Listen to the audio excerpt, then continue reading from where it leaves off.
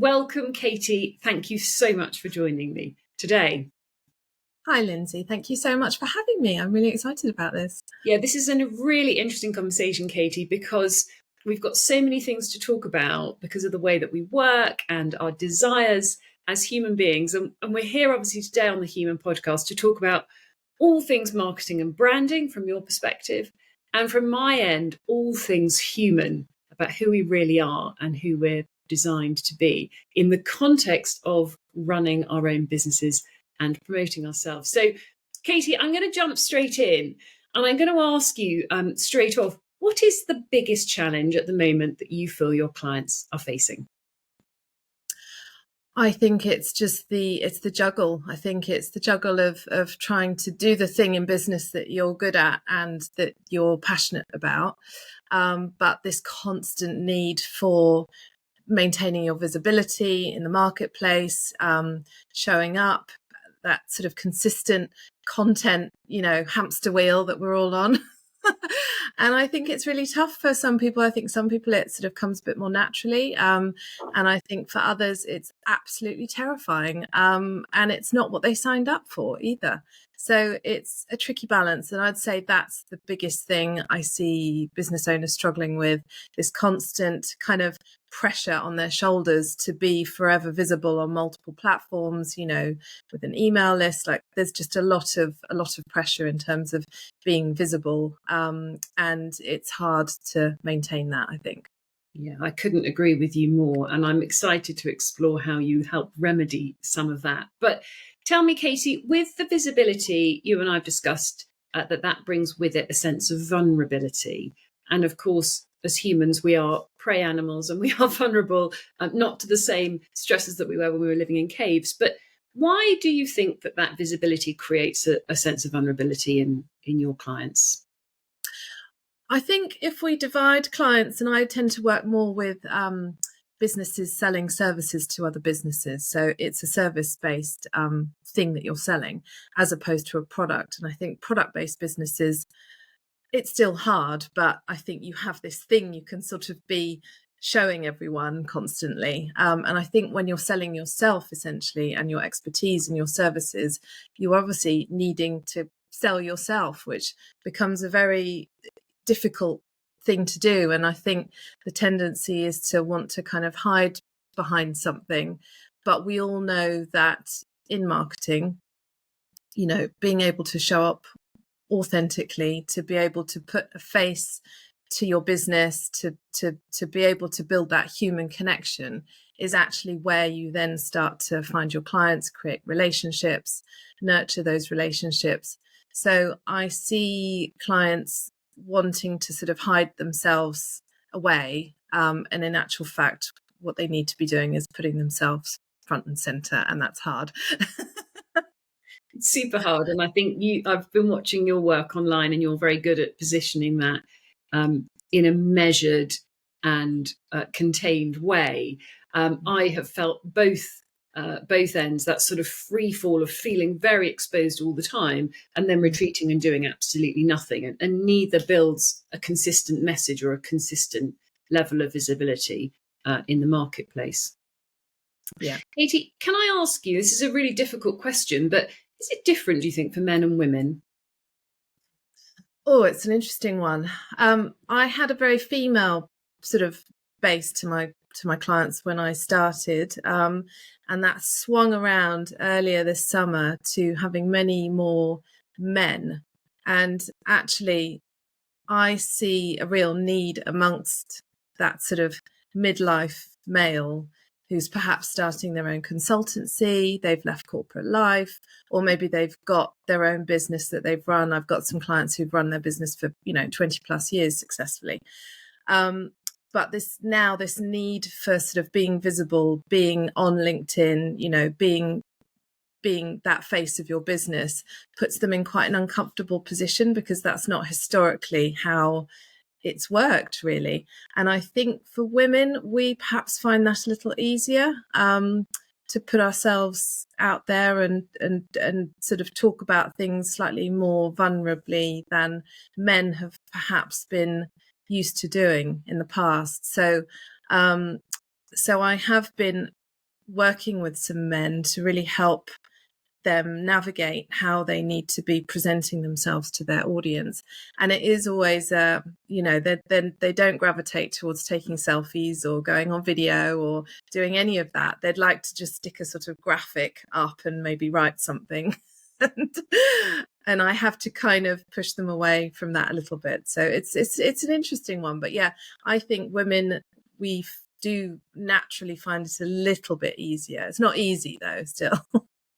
No, this is such an interesting conversation. We could probably podcast on this for the entire hour. We won't, but I found myself in a really interesting position. I have got an awful lot of male clients, and I think that's because sophrology as a method is a very safe place for men, because we don't ask about what's happened, but we ask about how you're feeling right now and how you want to feel, and then we use the method and the toolkits to move forward. So men don't have to go into this vulnerable, reflective space that they're deeply uncomfortable sometimes with. But men, I think you're right, things have changed a lot, and the demands on them, especially given some of the, I don't want to start digging into the sort of Me Too movement, but that classic corporate male is feeling quite vulnerable at times. And how do they position themselves without exposing themselves to attack or confrontation? And we recently saw, I don't know whether you were watching the Graham Norton, there was an interesting interview where there was some comments made about vulnerability of women, and it was made by men, and it's hit the press, and you think it's just a ridiculous situation that's driving this sense of fear subconsciously.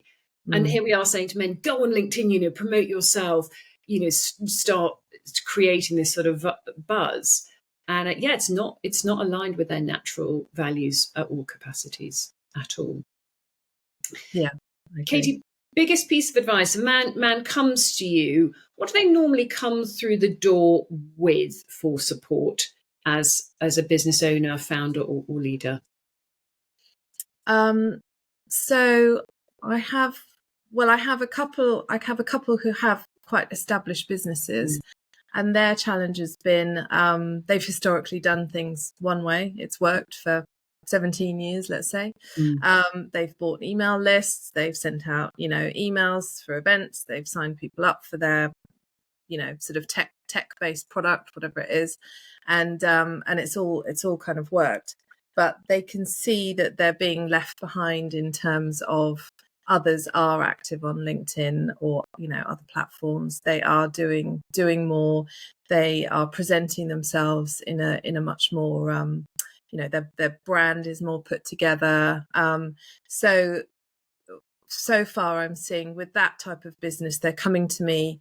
They don't understand marketing. They've never had to invest in it or put any energy into it, really. They've not really ever had any branding done, so their brand looks pretty stale, and they're just doing things in a really old-fashioned way, but they do recognize that and they'd like to move forward. So usually I work with the business founder, and then maybe a member of staff as well, who's the person that's going to push things through consistently. So I help train up that member of staff so that they can actually support the founder to be on LinkedIn, to be consistent. And I've helped them navigate through, because I help my clients through the whole process. So I will collaborate with a branding specialist, who can come in and do some visual branding work for them. I then might say, you really need to get some photography done of your team, because again, it's quite hard to be visible when you don't have some decent photography at least to use, and your website just has stock photos on it. Again, you're missing that connection between who you really are as a business and your potential customers. So I always encourage them to get some professional photography done. And then we sort of pull the whole thing together with really looking at who they're targeting, who their audience is, because invariably they've not been through that process. They've just been out there selling what they sell. They've not stopped to think about, right, who are we actually selling to? How do we group those people into different types of businesses that we're selling to, and who are the individuals in those businesses that need our support? Who are the people on LinkedIn that we're actually seeking out to engage with, who are going to push this through their business to get sign off to, for us to help them? So we really go through a deep process, looking at their targeting. And then I help put together a framework that they can follow in terms of, creating content, what their strategy is. And I just I'm very keen on removing the sort of mystery around it, because it really doesn't have to be mysterious. It can be, once you've gone through the foundations and you've really worked out, what your messaging is and what you stand for as a business and who you're targeting, who you're trying to sell to, what the outcome is that you're looking for, then you can start to build in some routine and some structure into how that looks day to day in your business. Who's going to be creating content? Who's going to be reaching out to people on LinkedIn?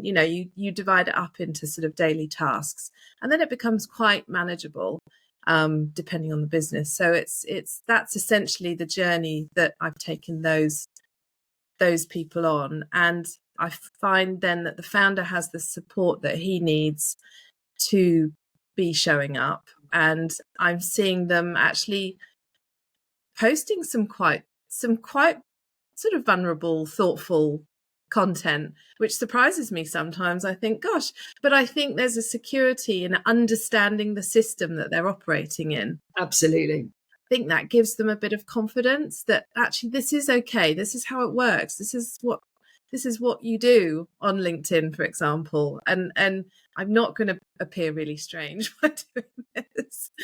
And their confidence builds as well the more they do it. I'm really drawn to your work because of exactly that, Katie. You are very methodical. You are very clear with your framework and your processes. And I think that's quite in contrast to a lot of the, I'll call it fluff, when I'm delving into the sort of TikTok and social media world of marketing, 6 days to six figures. The stories that you absolutely, I'm sure, bring that clenching of the muscles in the bottom that, we really know doesn't work, but we keep seeing it. And I should think, especially when we're talking about this sort of 45 plus category, it's, we're looking at that thinking this is a load of nonsense. And I really love your work because that doesn't happen. Oh, thank you. I have really resisted that whole path because I feel like I'm sometimes in an echo chamber of everyone's just talking about, the 10 times in your income. And, if you just follow this one framework, then you'll achieve X and you'll be on a yacht next week. And it's obviously it's very enticing, and I understand how for those people that's what creates their business. That's how they get people signing up to do the thing that they're selling. For me, it's about building something that's more aligned with how you want to show up as a business, that feels comfortable, and it needs to feel comfortable for me. So I really, and a lot of my clients at the end, when we've been working together, they say that they feel like I was their guide through the process. I handhold, and I kind of nurture my clients through that process. I know that we all have different capabilities. We all have different, challenges. And I try and really work with the client with the things that are stopping them from moving forward. And we all go at a different pace as well. So I think it's important to work at the speed that the client feels comfortable with. And some clients are ready to kind of leap ahead at the beginning and move really fast. Other clients, it can take months just to get through some sort of basic steps. And I need to adjust for that. And I think just having that realistic outcome for me is that you understand your marketing, you understand that increasing your visibility in a consistent way for the future is going to help your business. And it's going to just mean that as and when that perfect client is thinking about the service that you provide, that you're there, like you're there reminding them that you're there. And it can be as simple as that sometimes. And that you understand how to nurture those relationships from someone coming into your world that's never known you before, to getting to understand how you work, to, feeling an affinity, as you said, feeling an affinity with how someone positions their business and how they help their clients, to that point eventually, hopefully, of thinking, right, I'm in the right place now. I'd really like to work with this person because they've created a sense of trust and I really like who they are, and I'd really like to work with them over and above everyone else. And that's essentially the journey that we're looking for. And it's not about 10 times in your income in the next 3 weeks. I think it's the same, and we're both mums. It's the same as the TikTok six days to a six pack, or 10 days to lose 10 kilos. I fall for it every day. Every day I hear the voice and the dialogue. I do a lot of work with clients on inner voices and the inner child and all this sort of stuff, which is super helpful when it's the right timing. But we fall for it because we're human, and we're drawn to shiny objects and colourful things. But the reality is, when you have an expert working with you, your clients are paying to work with you because you are the expert. You are taking them on that journey. You're holding their hand. You're guiding them through a process that works. And there's a lot of synergy with the way I work as well. And I just think this dialogue about being human in this crazy world where we've got AI coming in, and you're pressing a button and your newsletter's being spat out. And this is a very odd space that we're coming into, Katie, don't you think, at the moment? I really do. And I think it's when we need to lean into the empathy and the softer skills that we have that AI will never have. And I think that's what we should be teaching our kids as well, and sort of nurturing those, those more empathetic kind of skills that they have. And it's been an interesting journey setting up my business, because I've been on a real sort of wiggly path from trying to find where I fit, having worked in ad agencies for years, and then I went client side, and then I freelanced while I had kids. And then I sort of reached a point where I thought I actually want to do something a bit more serious again. I want to create a proper job. Do I go and look for one? Do I create my own thing? And looking for a job, I think once you've had kids, once you reach that kind of mid-40s, it's tough, right? Yeah. And I just thought, I think I'm beyond that now. So I retrained and I embraced doing my own thing. But I've not just gone in one angle. I'm constantly reevaluating. I'm constantly working out which parts of this work do I enjoy most, and which parts am I seeing the most benefit for the clients. And I've sort of created a way of working that's been completely sort of organic. I've kind of found my way to this point, not by kind of going, this is the thing that's going to work. I've felt my way very much with it, and I'm still adapting it, and I'm changing it all the time. And I think that's a human thing. I'm sort of leaning into, how do I feel when I have, these meetings with clients? And I recently decided to try an in-person day to see if I could package up the first couple of sessions I have one-to-one with a client, to see if I could somehow package it up into a face-to-face day experience. And I really wasn't sure it was going to work, to be honest.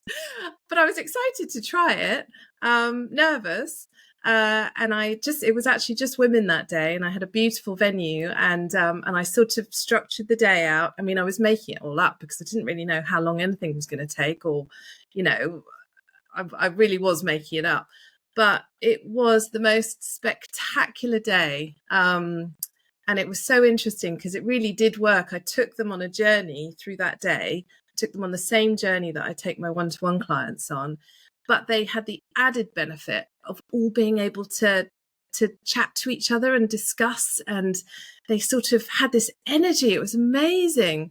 And it was just a small group, but it was we all ended on such a high that day. And I thought, thank goodness I tried that, because I could so easily have not. I mean, I must have pontificated over it for about a year, I think, before I actually did it. But it's those are the human things that you can't sort of put your finger on, right? I'm so pleased you've talked about that retreat day, because I've obviously been following your journey, Yeah. and I sit in the same space where I have an in-person physical clinic where I love seeing people in a room with the door shut, Mm. because we make such amazing progress. And then I also see clients online, which is also okay. But if I can, be in London or be in France and see them in person, it Mm. always fast forwards their progress massively. But what I have noticed in the retreat work that I've done is when you've got people in a room together, you have another level of acceleration because of the human connection and energy.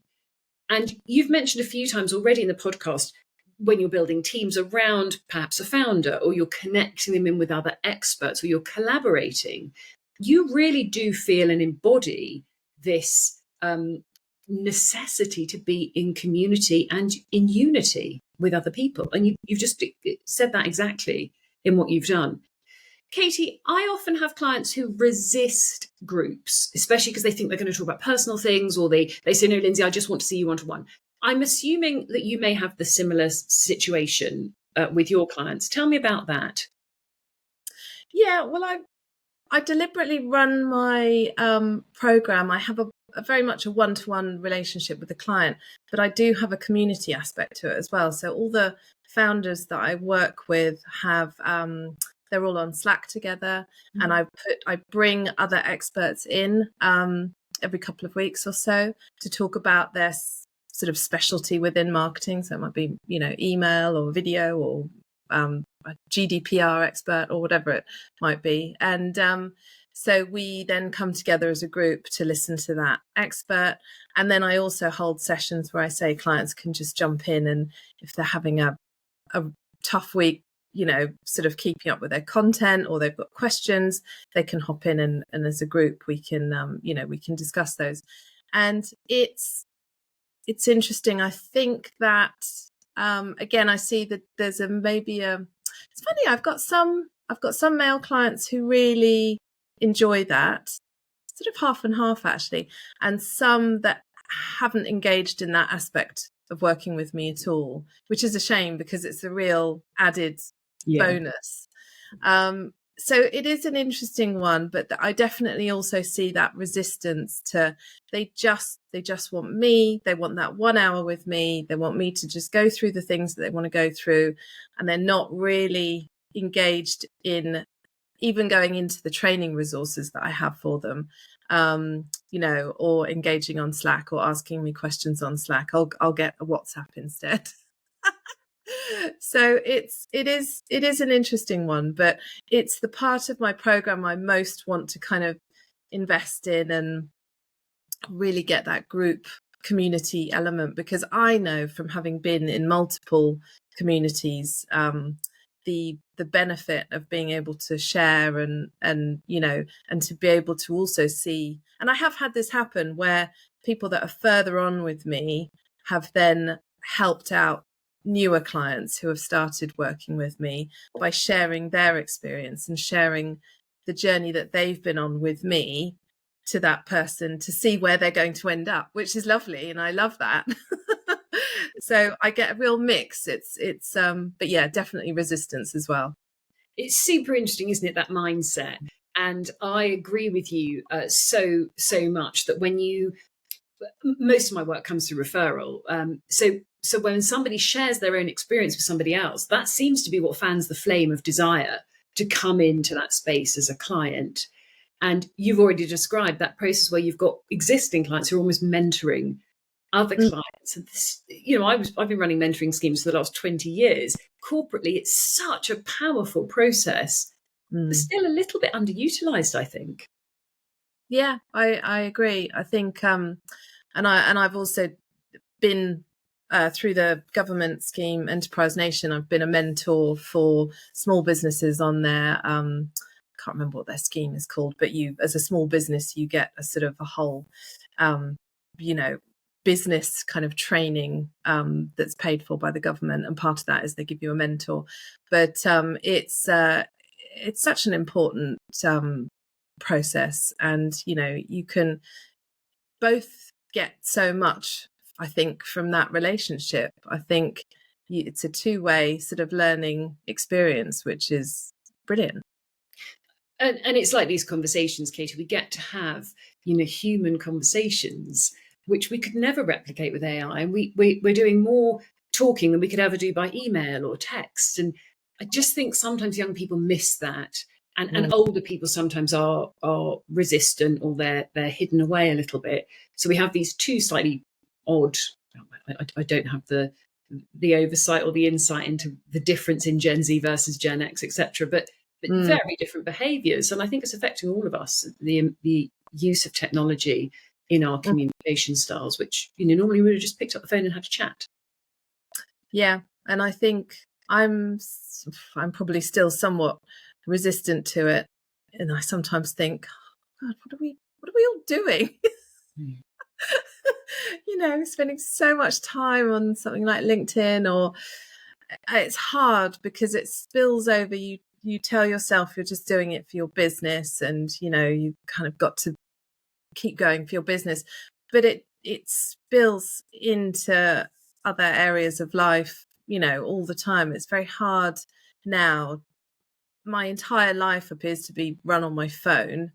My calendar's there, my shopping list is there. I can't really do anything without picking up my phone. It's almost like my brain has stopped being a useful thing. But it's and I hate that, because the kids obviously see it as well, but they don't understand the differentiation between them scrolling for 3 hours on TikTok and you sort of organizing their social life, the shopping list for the week, work meetings. That's what we're doing on our device.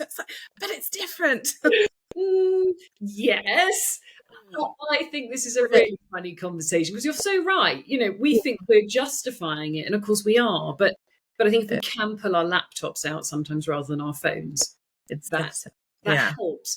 I obviously deal with large numbers of clients who struggle with sleep, and in the same way you build the foundations of marketing, I also build the foundations of well-being, and sleep, exercise, recovery, relaxation, purpose, nutrition are those pillars. And this constant draw into the phone ruins our sleep. Blue light, we know the stimulation is not good for our circadian rhythms and not good for our nervous system. So tell me, when you're talking to clients about posting and creating consistency and sustainability, what's your advice for people there? Because this is quite a piece of golden information from you. 100% to schedule everything. Don't be having to be present on your phone, scrambling around at 7 o'clock in the morning because you've decided that's when you should be posting, and suddenly you're panicking because you haven't got anything ready. And I mean, we've all done it, but it's get a good planner in place where you throw your ideas down as and when they come, you capture them quickly and simply. Then you can sit down and actually create your content when you've got time, but you've already got the ideas there, because that's the hardest bit, really. And they always come at the most inopportune moments. So you have to just make sure you write down, even if it's like 3 words that just prompts you. And then when you sit down to actually create your content, you've got those ideas there, and then you create it in your own time when you've got the time and space, and you schedule it. I mean, LinkedIn is brilliant because you can just schedule it within LinkedIn, and it works really well. And, with your photos, with your videos, whatever it is, that can all go in there. And then if it's on Instagram or something like that, now it's better actually scheduling within the app as well, or you can use a third-party tool. But the other reason I always tell clients to schedule content is because it just gives you a little bit of space from it. There can be quite a moment of panic when you've just written something, you've just created something, and you're having to hit that post button. You feel too close to it. You feel too exposed. Whereas if you've created it in advance, you've written it, you've scheduled it, you've forgotten about it, it can even then just surprise you when it appears on that day, and you think, oh, I forgot. That was what the post was. But you've created a bit of distance and a bit of space between you and the content. And I think half the time people create content that they never end up posting because they feel too emotionally attached to it and it feels too difficult to post it. So I always recommend for that reason also. So as well as just from a time perspective, doing it in the day when it suits you, and also from that kind of distance perspective as well. That is absolute music to my ears that you say that, because I honestly think I spend 80% of my time with clients talking about boundaries. And you've just explained that when you have a scheduling tool and you have a plan, you create a boundary around your work and around your home life, but also around an identity that has a boundary for that level of professionalism that you're seeking when you're public facing, because you're offering a service and not a product. And as soon as I think people dial into that and they begin to understand, especially where they're leaking, the boundary is not actually, I don't know if you've seen the picture of the gate, there's somebody with a lovely, lovely house and there's a gate and then there's actually no fence on either side. So, have a boundary. Here it is. No, you forgot to fill the fact that you actually need a fence. And if you've got a dog, they'll find a hole anywhere because you haven't quite, got the boundary on the perimeter organized. And I think as a marketeer, that's just an absolute piece of advice that everyone could learn from. Boundaries, schedule it properly. I also have enough content in my phone and my laptop, probably to have about 20 different 12-week courses. I mean, I've got content coming out of my ears and it never sees the light of day unless I'm in a client session. And I look at it and I think, God, what a waste. Is that normal? It is. It's really normal. And the reason that you do that is because you don't have a structure in place. So what tends to happen is we just sort of have this open-ended kind of blank calendar where we haven't got an idea of so how many times a week are we posting? What platforms are we posting on? What's your commitment to that? So is it 2 posts a week on LinkedIn? Right, that's fine. That's doable. That's 8 posts in the month. So what themes are core to your business and to your client that you should be posting about?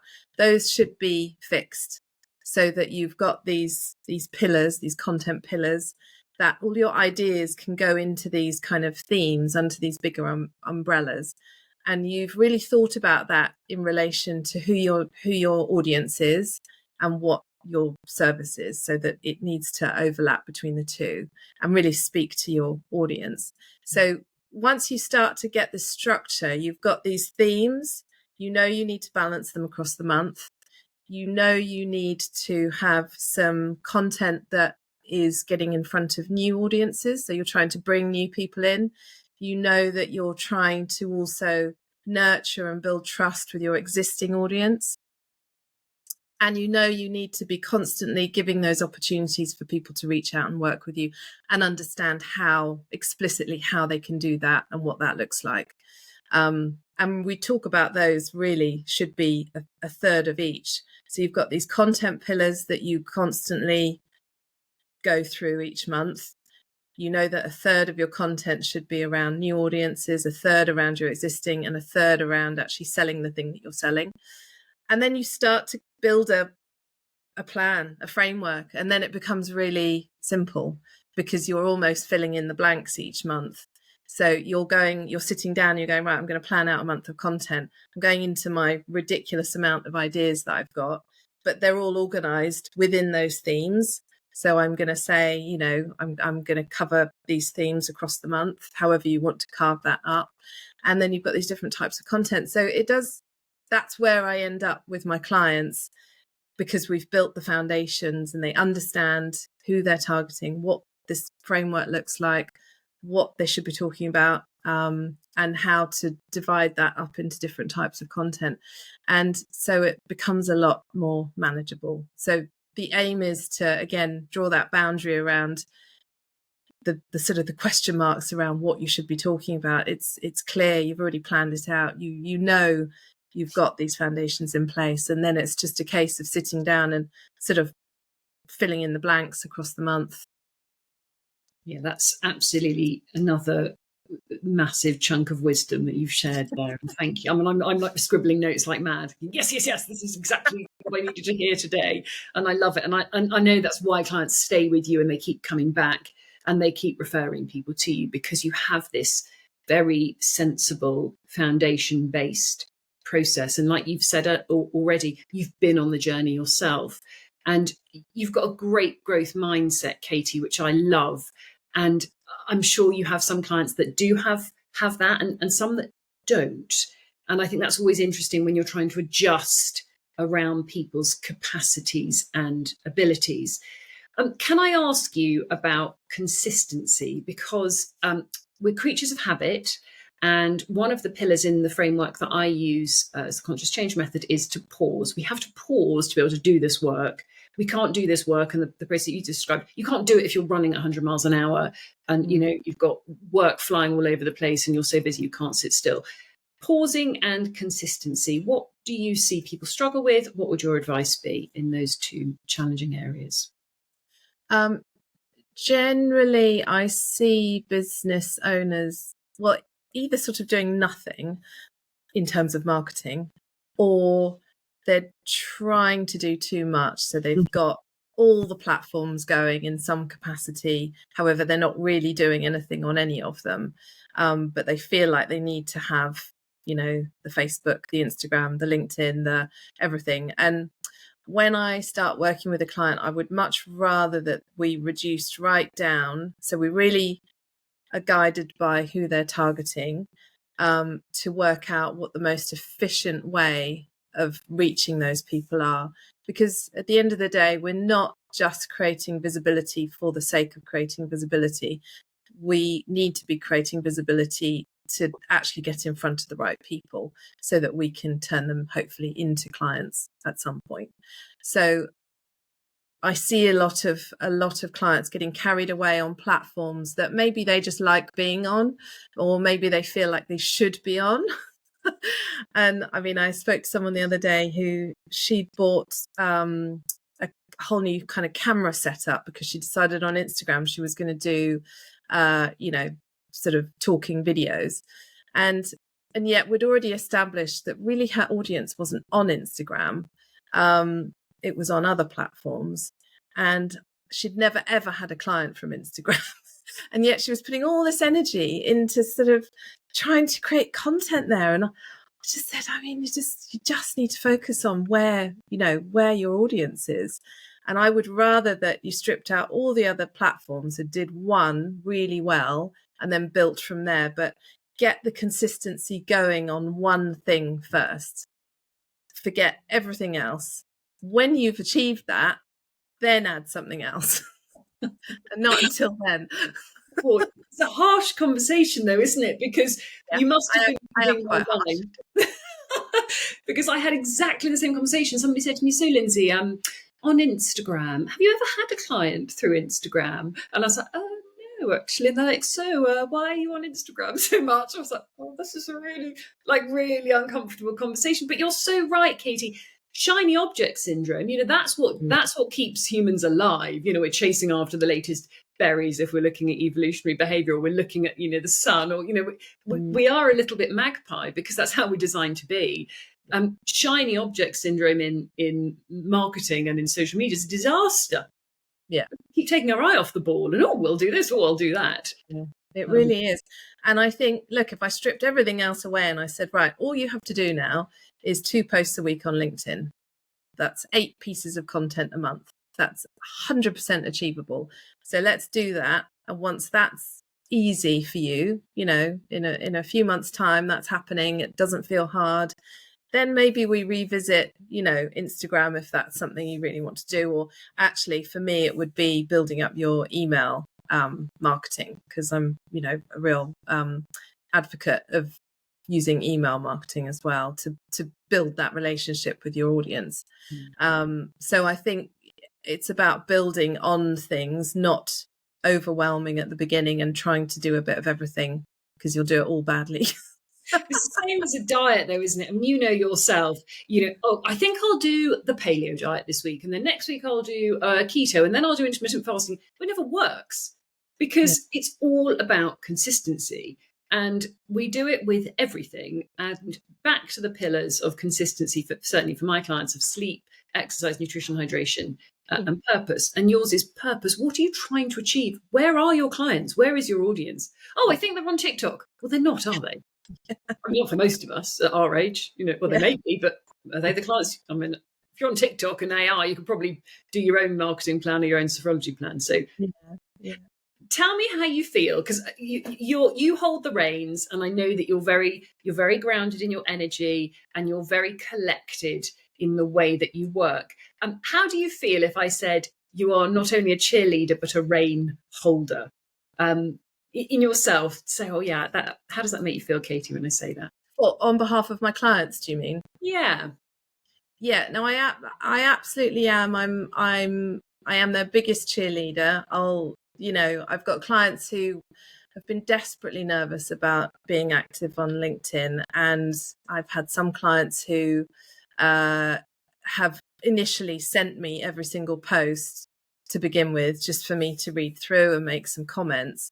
And I'm absolutely fine with that. That's what they need in that moment. And it doesn't last for long, because they get they go, oh, actually, this is all right. I'm quite enjoying this. And then they get a bit of confidence. But I am 100% their biggest cheerleader. I feel incredibly proud when I see them sort of, really doing things that they couldn't have done a few months before. I love that. But I am often I'm the voice of reason when they do come to me and say, oh yeah, we've thought about what about TikTok? Or, I just go, absolutely not. And for anybody who loves TikTok that's now turned off the podcast, we apologise. Yeah. And look, it depends on the client, obviously, but my clients generally are not going to be on TikTok. Yes, and I am also, when clients have fallen off the sort of the wagon, they've, I can see they've suddenly gone quiet again. They've stopped posting. The little message will pop up from me saying, oh, how's it going? So I've noticed you've not been posting much. And and then we usually have a meeting, and they leave feeling really like enthused again and kind of full of confidence, and and they get going again. So that is part of the job, definitely. I think it's so challenging when you're a service provider, whether it's in the sort of personal space, the corporate space, but you're dealing with clients on a daily basis. And then you've got to try and sort out this marketing part of your business, as well as all the tech stuff. And it's so overwhelming. And the biggest thing, and the reason I asked about being a cheerleader, is because the biggest thing I see my clients struggle with is that external validation that, you remember your days in corporate, you had your review, your annual review, you had your pay rise, you had your appraisal, you could see on paper that you'd achieved your targets and you felt good about yourself. But that's missing as we move into this much more entrepreneurial and solo workplace, or you are the leader of your organization. And I think that's where people like you and I come in and just start helping people find those boundaries, but also find those milestones that they can then meet and feel that sense of achievement. Definitely. No, you're absolutely right. I mean, we don't get pats on the back. We might sign up a new client and feel good about that, but it's a very different. I mean, I think when you run your own thing, you're constantly experimenting. You're constantly sort of making things up as you go, hoping things work as you plan them to, but often things don't. And then you actually just have to do a bit of an about face and go, right, well, that didn't work. So now I need to come at this from a different angle. And I hadn't appreciated, I think, how much when you're on this journey, you're doing that month in, month out. I think also because the landscape's changing so quickly, that it's not like, I think when you ran a business, I don't know, 10, 20 years ago, you could sort of work out your model and that would be it. And you'd churn it out, and it would work and the sales would come in. And I just feel like there's so much in terms of the economy, in terms of digital stuff that we're navigating. I just feel like the ground always feels a little shaky for business owners at the moment. We have to be nimble, and we have to be willing to learn from failure, pivot, turn things on their head, try things in a different way. You can't just sort of relax and think, well, this is it, I've done it now this is just going to work for the next 10 years. No, I think that rinse and repeat model doesn't work. But of course, the challenge of what you've just said is maintaining consistency within that flexibility, and that's very, very challenging, because it's a very fine line. Not jumping around, but maintaining what you've planned to do strategically, but being able to be flexible within that. And that's the beauty of working with somebody like you.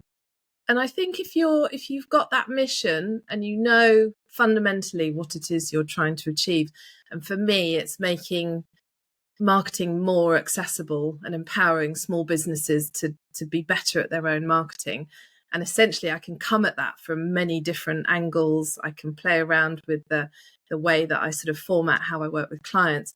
Essentially, that will never change. And I will just find different ways to achieve that end outcome. So I think when you're very focused in terms of what you're trying to achieve, you sort of find a way through, regardless of what's changing around you. You'll kind of figure out that path to the place that you're trying to get to. Although I do feel, and you've just articulated your mission perfectly, I do feel it would be helpful if I had that tattooed up my arm. What does Lindsay Francis actually do? Well, physical, mental, and emotional behaviour change. End of. Let's stick with that, and maintain that, because I do find myself off on all sorts of weird and wonderful journeys and rabbit holes, which is great. It's very entertaining, but it uses a lot of energy, and we do need to be very, very careful, especially as we get older. Our bodies and our minds are changing, and I deal with a lot of conversations around, because sophrology works with the mind and the body at the same time. Flexible mind, flexible body. We have to maintain this flexibility in both to truly be effective moving forwards, and it's so crucial. Yeah. Katie, can I ask you? I didn't know whether I was going to avoid this topic, but I'm going to use the COVID word. You didn't know what was coming then, did you? I'm so sorry. I have lots of conversations about the sort of world before COVID and the world after COVID. And I also have been having a lot of conversations with clients about a slight victim and blame mentality, where there's this sort of, well, it's happened before, it might happen again. I've lost my personal agency. I'm finding it hard to step into my power. What's your experience been post-COVID of that sort of funny mindset that sometimes occurred, one way or the other? I think so. My plans got delayed. I had planned to start my business probably, it was in the run up to COVID. I was ready to kind of get cracking with something. And then suddenly I was homeschooling, the kids were around, like nothing was gonna happen. We had, at that point, our youngest was young enough that she really needed me to be around for her. So I think I sort of accepted that, and actually I tried. We were incredibly fortunate because we have space. We couldn't have had a better setup in terms of, we have a big garden, we have, enough space for us in the house. We had everything we need. We have a nice community around us. So I tried to lean into the sort of the positive side of what we were experiencing, in that we were never ever going to have a moment where we were all together as a family like that, and that there were no outside pressures. There was nothing happening. There was nothing going on. You were never missing anything because there was nothing to miss. And there were obviously awful repercussions from it, and many people, lost family members, and we were incredibly fortunate we didn't go through any of that. So I think I kind of leaned into, a lot of the time, I mean, we used to have Friday night family discos in the kitchen. I mean, we did ridiculous things that we'll never ever do again. So I leaned into all of that, and I think as we came out of it, I guess I just felt ready to kind of get going, and I did, and that was when I started this business. I did some training for about 6 months in strategy, and that was kind of the launch pad for me to start this business. So I felt ready. I felt like it spurred me on rather than held me back, or so for me it was, I actually have weirdly some quite fond memories of that period. I've probably just blocked out all the other ones. And I did what I intended to do. It was just a couple of years later, really, in the grand scheme of things, but here I am, and it's been great ever since, so I'm not complaining. And I think that really speaks to the line I use, the rich simplicity of life. It did give us an interesting time to either lean into that and enjoy it, and some people didn't, but I feel like we had a richness in that time where other things were stripped away or taken away from us, choices were taken away. But we used the simplicity that we had to really be conscious, to alter our levels of consciousness and become aware of how we felt with just having what we had to deal with. Katie, your sort of mantra of positivity and being intentional and grateful is just joyful to hear, and I've thoroughly enjoyed our conversation. We will quickly talk about how people can reach us, but is there anything else you'd like to add to this conversation, or anything you'd urge any of our listeners to think about or hold on to as they navigate this sort of final quarter of the year, and moving obviously into the new year with the AI chaos and the American elections and all the other things that are happening that are throwing spanners in the works all over the place? I think my mantra is just about simplifying. Just really take a step back and assess what you're doing, what's working, what's not serving you or your business. Learn to kind of strip away the things that you're potentially wasting time on. Focus on the things that you think, will bring you the greatest benefit. And to just sort of simplify things down, because I think we overcomplicate things, and marketing can feel like a really complicated thing. And I think that's when we get overwhelmed and we tend to do nothing about it. And I think you're just always better off doing less, doing it better, and just really simplifying everything. That's absolutely amazing. Thank you so much. What a wonderful conversation. I hope it's valuable to so many people out there who are beginning to think, actually, I don't really know where I am in this chaos, and it does feel overwhelming. And these are emotional responses that we don't want people to have in their business. That's why we often, choose to be the leader or working for ourselves, and we do want that personal agency. So amazing. Anybody that wants to hear more, Katie, to work with you, to connect with you, how best to reach you?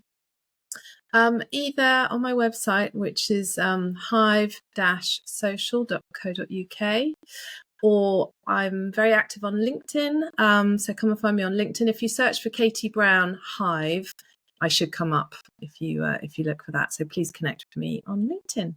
Amazing. And I will make sure that those links are in the show notes below. And the same, of course, for me. I love hanging out on LinkedIn at the moment. I'm trying to keep away from TikTok, although I did nearly start a Threads account as well this week, but I resisted. And yes, remember, please pause. Everybody, remember your pause, your presence and your power, and don't keep jumping into these plans, because that's not helpful for the way that we work. So it was an amazing conversation, Katie, and here's to many more. Thank you very much. Well, thank you so much for having me. It was lovely, lovely chat.